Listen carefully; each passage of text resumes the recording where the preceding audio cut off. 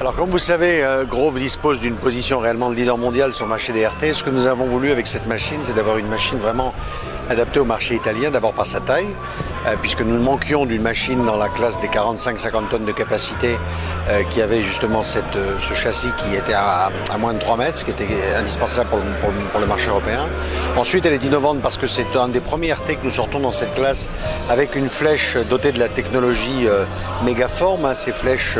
à la forme plus arrondie par rapport à l'approche traditionnelle de flèches qui sont plutôt carrées, et que grâce à ça on dispose réellement d'un gain très important sur la capacité de cette flèche. Elle a aussi la technologie qui est brevetée par Grove de Twin Lock, c'est-à-dire le système de montage réellement des différents segments de la flèche très rapide. Et puis elle a un système de pilotage centralisé qu'on appelle CCS, conduite centralisée avec un écran couleur. C'est la nouvelle technologie des systèmes d'exploitation des grues Grove et Manitou d'ailleurs et Potin, qui sera mis en place progressivement dans toute la gamme, et cette machine est la première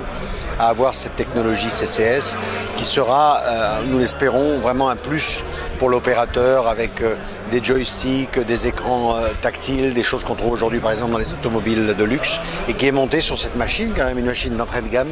mais qui devrait normalement avoir un bon succès. Le terrain de jeu de cette machine, ou les marchés principaux sur l'Europe, c'est bien sûr l'Italie en premier lieu et la France en second lieu, puisque c'est traditionnellement les marchés les plus importants au niveau RT sur l'Europe. Mais bien évidemment, on ne se limite pas à ces marchés-là, puisque les spécifications de cette machine, en particulier la longueur de flèche, permettront de trouver des opportunités importantes dans d'autres marchés qui sont très consommateurs de RT, comme le Moyen-Orient, l'Afrique et l'Asie en particulier.